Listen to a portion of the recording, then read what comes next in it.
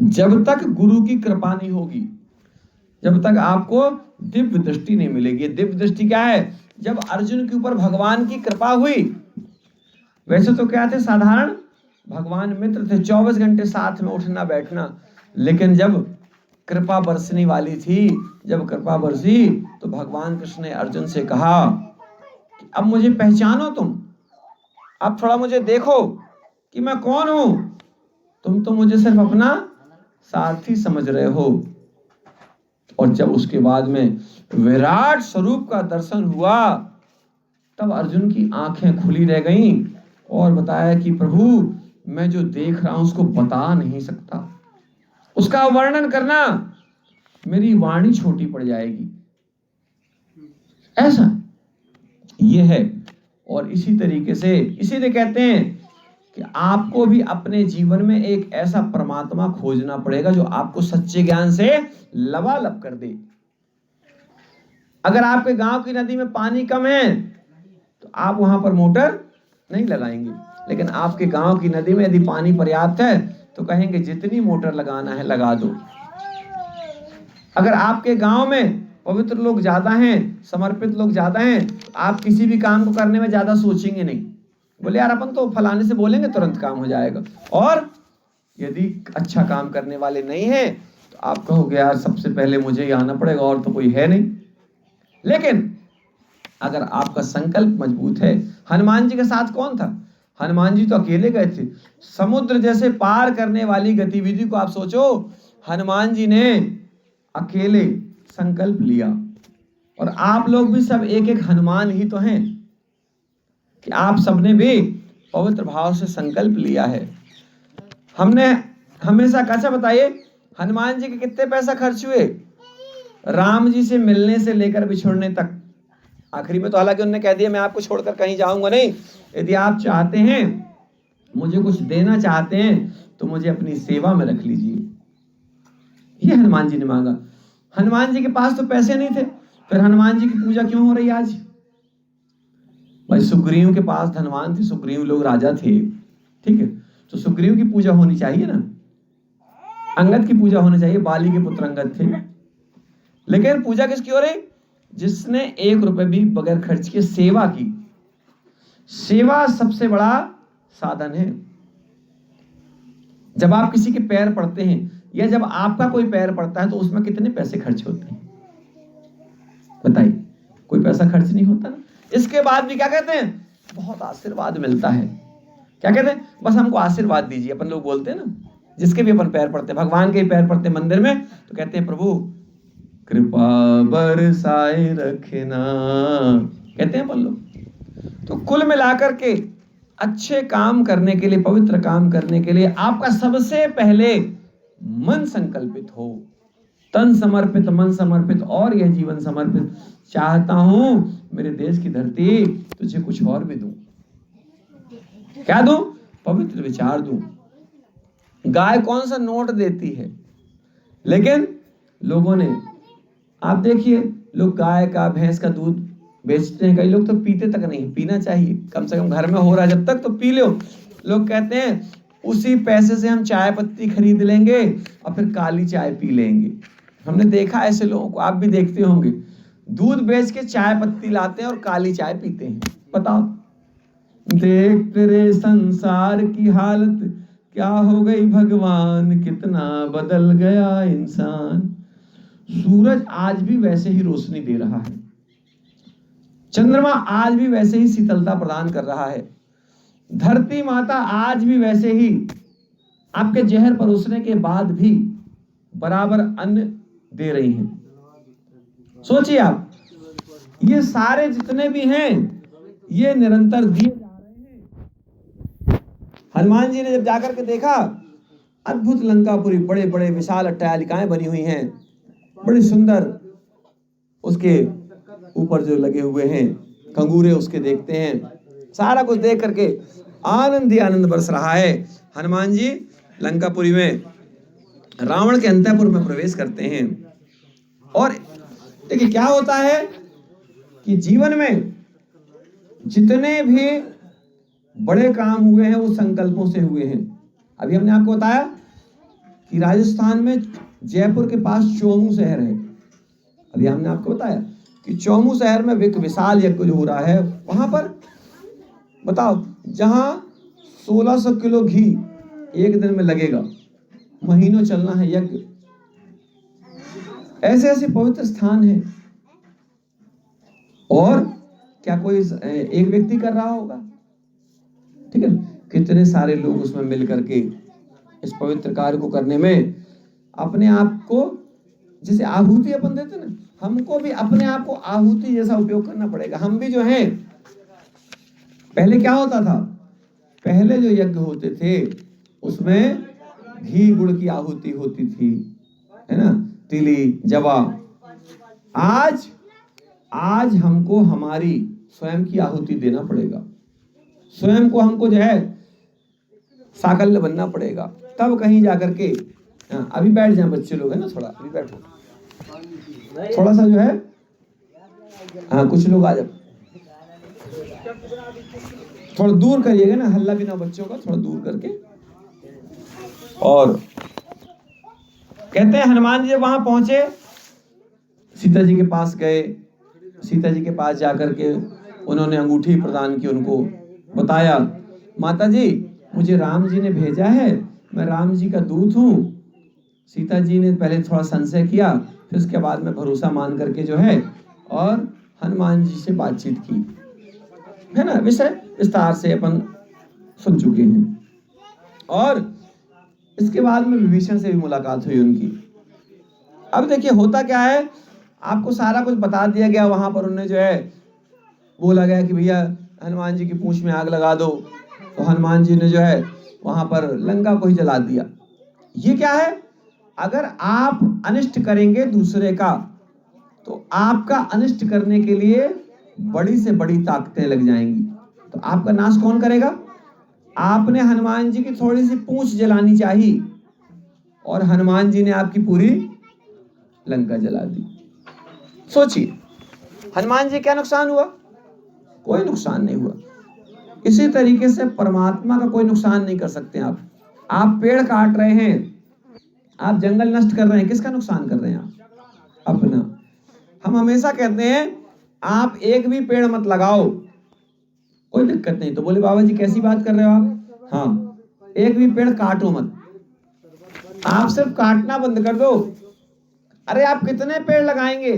पेड़ प्रकृति स्वयं अपने आप तैयार करती है। उगने वाले पेड़ ज्यादा लगते हैं, लगाए वाले पेड़ कम लग रहे हैं। आप देखो सरकारें भी कितने पेड़ लगा रही हैं, लेकिन आधे ज्यादा फेल हो जाती है स्कीम। अभी देखो कितने पेड़ लगेंगे आपके यहाँ नर्सरी में, लेकिन आधे पेड़ तो लोगों के घर चले गए, आधी जालियां घर चली गई। ठीक है, ये सोचिए क्या हो रहा है। अरे हम लोगों को ईमानदार बनना पड़ेगा।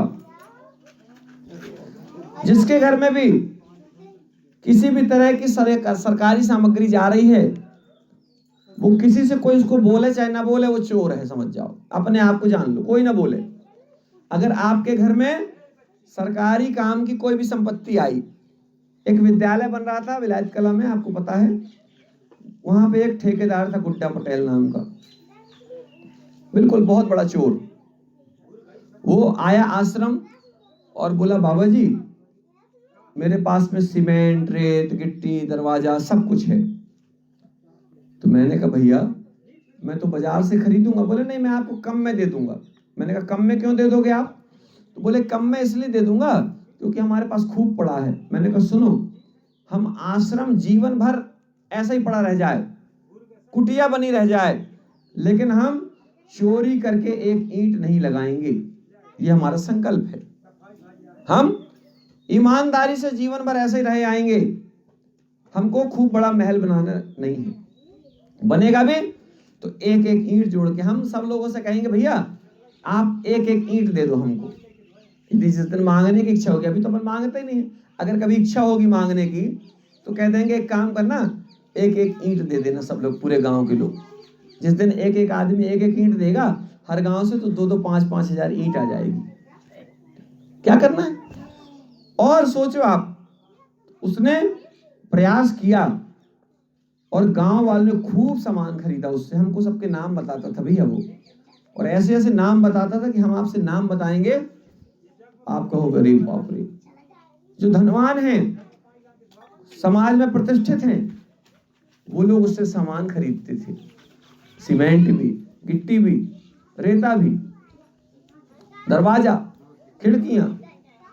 और अंत में जब हम उसके पीछे पड़ गए, उसको भागना पड़ा। लेकिन गांव के बताते कि 3 लाख रुपए लेके भागा है वो, सबसे एडवांस पैसा ले लेता था। तुमको सीमेंट चाहिए, कितनी चाहिए? 100 रुपए बोरी दे दूंगा सीमेंट। तो उसको 100 रुपए बोरी के भाव से लोगों ने 200 बोरी सीमेंट का पैसा दे दिया। अब वो 20 बोरी सीमेंट पहुंचाया, बोले फिर ले लेना, फिर ले लेना। 3 लाख रुपए का चूना लगा गया विलायत कला के धनवानों को। लेकिन वो कौन धनवान थे? जिन लोगों ने चोरी का सामान खरीदा था। कष्ट तो हमको भी दिया उसने, लेकिन हमारा नुकसान नहीं कर पाया। और नुकसान क्या हुआ? उसको विलायत कला में रहना मुश्किल हो गया, है ना। गुड्डा पटेल नाम था उसका, सिहोरा तरफ का है। सोचो आप। तो कुल मिलाकर के बुरे काम का बुरा नतीजा, आप लोगों ने कहा है बुरे काम का बुरा नतीजा, किया ना हो तो कर देखो, ऐसा है। तो कुल मिलाकर के जैसे ही आप अच्छे काम करने का संकल्प लेते हैं, हनुमान जी ने अच्छे काम करने का संकल्प लिया, सारी शक्तियां उनके साथ में लग गई। अब उनको कोई नुकसान पहुंचाने वाला नहीं है। कैसे कैसे राक्षस मिले हैं हनुमान जी को, लेकिन क्या कोई नुकसान पहुंचा पाए? नहीं। क्यों? संकल्पों की ताकत, पवित्र। अभी हमने जो कहा, एक होता है कर्म, एक होता है सत्कर्म। सत्कर्मों की ताकत, जब सत्कर्मों की ताकत होती है तो आप कुछ भी कर पाते हैं। बस पी लिए बेटा, बैठ जाओ आप लोग। अब अगर हमारे अंदर जितनी हमारी ऊर्जा है, जैसे अच्छे बताइए, आग जल रही है, एक आग श्मशान घाट में जलती है, ठीक है, और एक आग अपने खेत में या घर में जलती है। आप किस आग में भोजन पकाएंगे? सीधी सी बात है, घर की आग में पकाएंगे। आग तो वही है ना, उसी माचिस से जलाई गई आग है। स्थान के बदल जाने से आग बदल गई, आग वही है, लेकिन यहां मस्तिष्क में हमारे नहीं आ रही है, आग अशुद्ध है। और जबकि कहते हैं मृत्यु के बाद तो जीवन पवित्र होता है, तो मृत्यु के बाद वाली आग है तो वो अशुद्ध कैसे हो गई? लेकिन कुछ क्रम बनाए गए हैं इस समाज में, संसार में, ठीक है ना। वहां कुछ फेंक के आते लोग तो जल्दी उठाते नहीं, डरते हैं। वहां का डला है, उठाना नहीं, ठीक है। और वही चीज यदि कहीं और डली है तो लोग उसको उठा भी लेते हैं, उपयोग। अगर आप श्मशान घाट में नारियल फेंको 4-6 ठो, वो महीनों डले रहेंगे, ठीक है। और मंदिर के पास आप जो है ऐसे ही खोपड़ा भी डला है, थोड़ा बहुत नारियल लगा तो उसको बीन फोड़ के सब जो है खा ले। तो कुल मिलाकर के ये होता है स्थान का प्रभाव, ये होता है व्यक्ति का प्रभाव। तो राम जी के कारण हनुमान जी जो है इतने पवित्र हो गए। और राम जी बार बार ये कहते हैं कि राम काज कीने बिना मोहि कहां विश्राम। और हम लोग भी ये राम काज ही कर रहे हैं। तो राम क्या है? राम है परम सत्ता, परम शक्ति। हम लोग क्या चाहते हैं? हम लोग समाज को पवित्र रखना चाहते हैं, समाज को बदलना चाहते हैं। तो बोले बाबा जी सबने प्रयास किया, नहीं बदला। नहीं, परिवर्तन तो होता है, लेकिन परिवर्तन बहुत धीमा होता है। जहर खा के 1 मिनट में मर जा सकता है, लेकिन दवाई खा करके 6 महीने लगते हैं ठीक होने में। जेसीबी से आप 5 मिनट में पूरी बिल्डिंग को निपटवा देंगे, ठीक है। जेसीबी लगवा दो, 1 साल तक आप बंगला बनवाओ और जेसीबी वाले को 200 रुपए दे दो, क्या होगा? पूरा काम कर देगा वो। और अगर आपने बनाने के लिए उससे कहा भैया ये जमीन बनाना है, लेबल करना है, तो कहेगा भैया इसमें तो 8-10 घंटा लगेंगे, 20,000 का काम है। तो बिगाड़ना सरल है कुल मिलाकर के। आप जीवन में कुछ भी बिगाड़ना चाहें तुरंत बिगाड़ सकते हैं, बिगाड़ना सरल है, बनाना कठिन है। बनाने के लिए सब कुछ दांव पर लग जाता है। युधिष्ठिर कितने बड़े सत्यवादी थे, ठीक है, इसके बाद भी उनको षड्यंत्र पूर्वक जुआ खेलकर हराया गया। तो क्या अकेले उनकी गलती थी दुर्योधन लोगों की? नहीं, इनकी भी गलती थी। भाई आप जो है उनको ही बोल दो भैया वो भी पी ले, यात्रियों को ही बोलो भैया वो भी पी ले।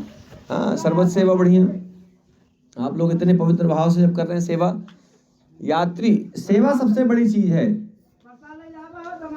आते जाते लोग जो हैं बढ़िया आपके हाथों का जो जल पी रहे हैं, है ना। तो कुल मिलाकर के आपको निर्माण के लिए जब आप संकल्पित होंगे तो आपको, अभी देखिए शरबत पिला रहे हैं तो हमको ध्यान आ गई एक बात। एक दिन आश्रम में इसी समय का वो था, गर्मी का टाइम, हमने आम का शरबत बनाया और आम का शरबत बना करके हम रास्ते में जैसे बांटते हैं प्रसाद, ठीक है ना, तो इस टाइम का वो चल रहा था, बांट रहे थे। तो एक पति पत्नी गाड़ी से निकले और पति ने कहा कि ले लो प्रसाद, ले लो, बाबा जी प्रसाद दे रहे हैं। तो पति ने बड़े भाव से प्रसाद लिया। पत्नी क्या कहती, क्यों बाबा जी कुछ मिलाए तो नहीं हो इसमें? मैंने कहा बेटा बिना मिलाए प्रसाद कहाँ से बनी, मिलाए तो हो, थोड़ी शक्कर मिलाए हैं, थोड़ा आम है इसमें, थोड़ा वो जीरा है, थोड़ा काला नमक है, ऐसा पना बनाए हैं बेटा। तो पति ने डांटा पत्नी को, कैसी बात कर रही बाबा जी के बारे में। मैंने कहा नहीं बेटा कोई दिक्कत नहीं, ये लोग कोको कोला पीने वाली पीढ़ी है, ये बाजार में जाके 100 रुपया का कोको कोला खरीदेंगे और अगर उसमें कुछ मिलावट होगी तो बोल नहीं पाएंगे, कहेंगे कि अच्छा है थोड़ी ठंडा कम था भैया। बोले कितने पैसा? बोले 150। बोले इसमें तो 100 लिखा है। अब बोले 50 ठंडा करने का नहीं लगेगा? तो बोले वहां पर ये कुछ नहीं बोलेंगी। हमने कहा इनको कोको कोला ही पिलाना भैया थोड़ी ले जाके दुकान में, ठीक है। तो कुल मिलाकर के आपके अच्छे काम में कमी निकालने के लिए ढेर सारे लोग हैं।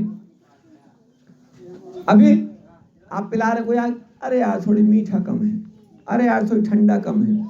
अरे तुम भी तो कुछ करो कि सारा कुछ सामने वाले से अपेक्षा रखोगे। और आपके अच्छे कामों में सहयोग करने वाले, हम बार बार कहते हैं कम लोग होंगे लेकिन रहने दीजिए, कम लोग ही अच्छे काम कर पाते हैं। नल नील कितने थे? 2 ही थे ना, नल नील 2 थे, लेकिन उन 2 लोगों की सहायता से आप देखो कितना बड़ा राम सेतु बन गया। नल नील की सहायता से आप लोग के छोटे छोटे बच्चे प्रसाद पी रहे हैं ना, जो असली आत्मा पी रहे हैं प्रसाद, ध्यान रखिए। कोई ऐसा नहीं पी रहा, आपके द्वारा जो भी प्रसाद दिया जा रहा है ये देवता साक्षात ग्रहण कर रहे हैं। जैसे अपन लोग अग्नि में डालते हैं जब, तो डायरेक्ट देवताओं के पास जाता है, अग्निदेव के पास जा रहा है, ठीक है। अब तो कहते हैं हवन करके क्या फायदा, ठीक है।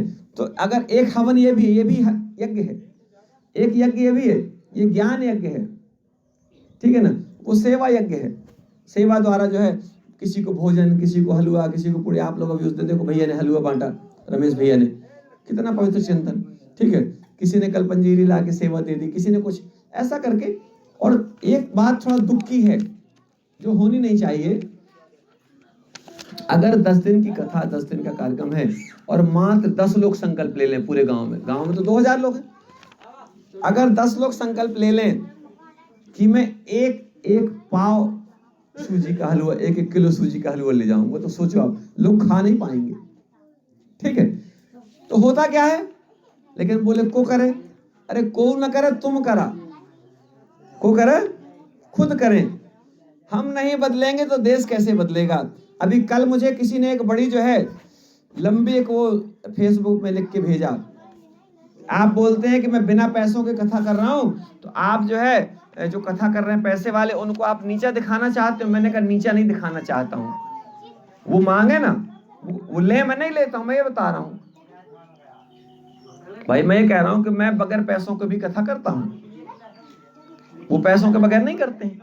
तो मैं नीचा नहीं दिखा रहा हूं भाई, मैं परमात्मा का काम कर रहा हूं। मैं बोलता हूं कि परमात्मा ने मुझे प्रेरणा दी है, मैं कर रहा हूं, मैं किसी को परेशान नहीं कर रहा, मेरी जिम्मेदारी है भाई। अभी हम शक्कर ला के रखे तो लोगों ने कहा बाबा जी आप काहे ले आए, अरे मेरी जिम्मेदारी है, मेरा परिवार पी रहा है, ठीक है ना।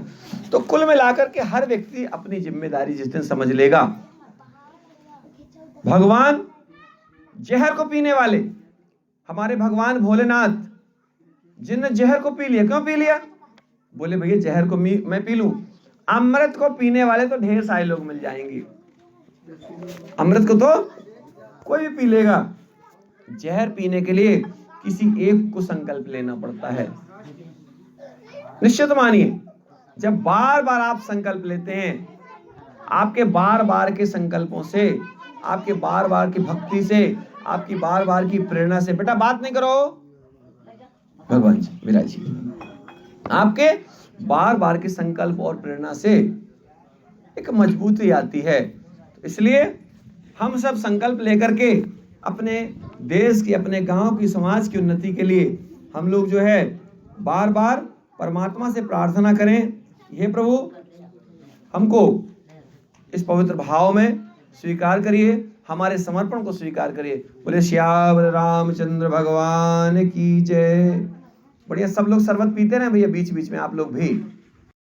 राम जय राम, जय जय राम, श्री राम जय